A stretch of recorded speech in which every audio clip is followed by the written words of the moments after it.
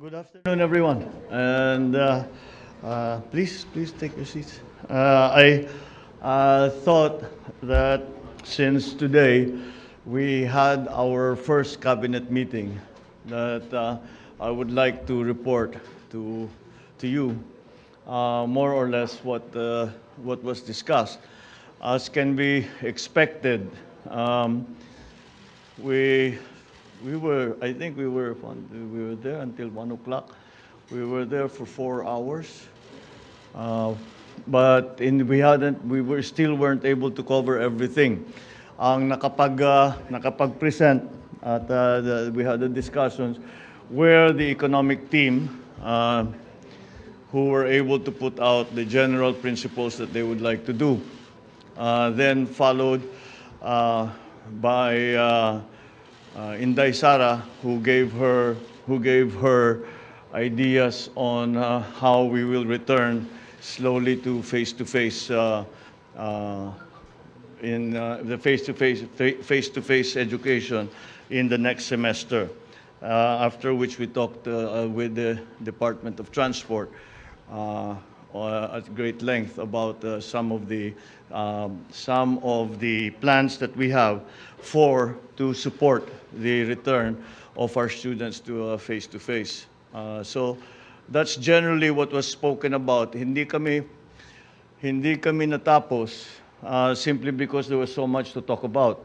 So I am planning perhaps for the next 2 or 3 weeks to accelerate the number of cabinet meetings, baka 2 a week muna. Hanggat maliwanag na, it's important to me that the entire cabinet understands what it is we are trying to do, how we are going to do it, what the timetable is, and how it all fits together. And that's what we made a good start on today. Before that, yesterday, as I'm sure, as you have reported, I went to the Department of Agriculture so that I could also get a good idea of exactly what needs to be done. Because as I have stated so many times, the problems in the agricultural sector are primary to all that we are hoping to do. We cannot do many of the things unless we can see that the agricultural sector has strengthened. Food supply is such an important part. It is an existential part of our work, and so that is something that we have to be very, very careful with and attend to properly. As has been reported, essentially what we spoke about were the concerns that we have immediately, the immediate concerns that we are facing I'm talking about 6 months, the next 6 months, the next 2-3 quarters. Yun ang aming pinag-uusapan na pag sinabi naming immediate. And that, of course, when I was in the Department of Agriculture, that was mostly concerned with the food supply in the next 2 quarters. I'm sure you are all aware of what's happening around the world. You have all seen the effects of the increasing food prices to all consumers everywhere. And this is what we are anticipating could happen if we are not well prepared. Many of the elements and many of the variables that have caused this food price crisis, there is enough food, but the price is too high.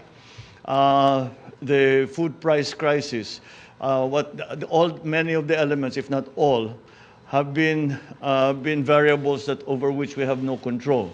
But nonetheless, we still have to feed our people, and so we still have to find strategies to make sure that those who are in need are supported by the government as best as we can do. So that is this, and then there is of course the long term. In the Department of Agriculture, where I talked about rebuilding the value chain from the research and development all the way to the retail, which is something I think I've been talking about ad nauseum already. I don't know if you need for me to explain it all again. But it really is just to ensure food supply in the Philippines at a price that is actually affordable. Because we always have to remember, it's all very well having food supply, but if no one can afford it, it's still not hindi pa rin hindi pa rin tayo nakatulong sa taong bayan. So those are the things that we discussed. In the cabinet meeting today, parang ganun din eh. We talked about immediate concerns, and then we had to talk about long-term concerns. Because that is, we're trying as we attend to immediate concerns, we are also trying to streamline the government so its function is better, its function is much more efficient and more easier for the public as they have to do business, whatever business they have with the government, that it is easier and simpler and safer and more secure to do. So these are the different things that, of course, we spoke to it in much greater detail. And I think we will, as I said, I think that I want to make sure that every department, every agency has already the plan in mind para coordinated naman ang ating cabinet the secretaries with each other. So that's the general gist of yesterday's my attendance yesterday in the Department of Agriculture and the cabinet meeting that we had earlier today. So I think I will now open the floor to a few questions. Hi sir, magandang hapon po. Sir, Good afternoon. May we know kung ano po yung most important marching order ninyo to all the cabinet secretaries following the first cabinet meeting earlier? Oh, you cannot. I don't think we can say one. I think essentially is we got into much more detail, so there are no generalizations anymore. Kasi we've been talking anyway for 2 months. Matagal na namin pinag-usapan yung mga general concepts and general principles. So ang pinag-uusapan talaga namin is already what we are going to do, when we are going to do it, how we are going to do it, etc., etc., etc. So each department has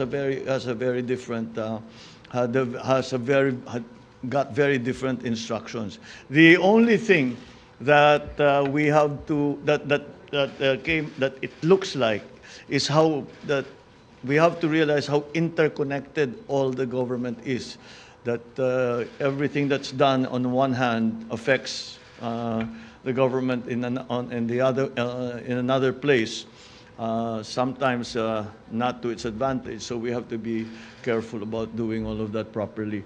So there isn't one single one. I suppose if there's one single one, is let's get our bureaucracy streamlined. I gave them. I said I will not. I give you a relatively free hand in deciding who you want to hire and how you want to change the structure of your department. If indeed that's what you want to do. But do it soon because we have work to do and we have to get to work immediately. I think there are some easy, not naman easy, but there are some things that are immediately accessible in the sense that we can start doing something about it already. The first thing that is an example of that was in Daisara's announcement that we have a plan for full face-to-face by November of this year. September, we will start a phased face-to-face schooling. And that face-to-face will end up in early November as already 100% attendance ng mga bata. Kasama dyan, we have to talk about also vaccination, etc., because there are going to be some issues that will be raised. So, as usual, I guess if I'm going to single out one instruction, that quickly, let's get this done quickly. As usual, we're nagmamadali. Of course, we're careful, but we're always in a hurry because we have to get much done in very little time. Sir, on other issue, are you going to have a meeting, sir, with Chinese Foreign Minister Wang Yi? And if you're going to meet with him, what will be the agenda? What will be the talking points, sir?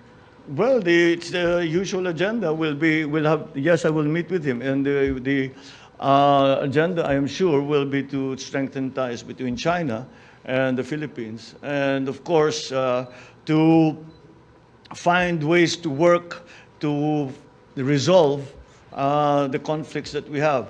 And one of the ways that I have consistently suggested is that we have our relationship not only on one dimension, yun lang West Philippine Sea.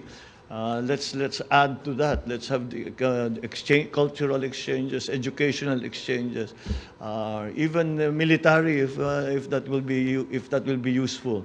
Of course, the GTG has always been there.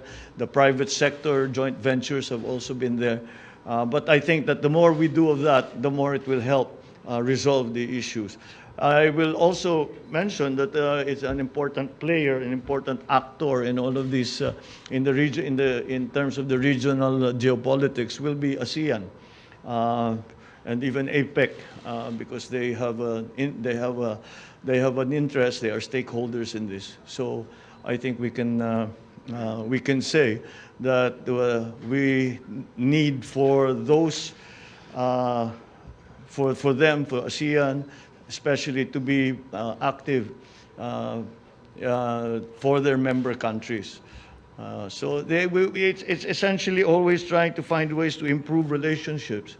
And we have many proposals to them in the sense that, as I said, we would like for us to increase the scope.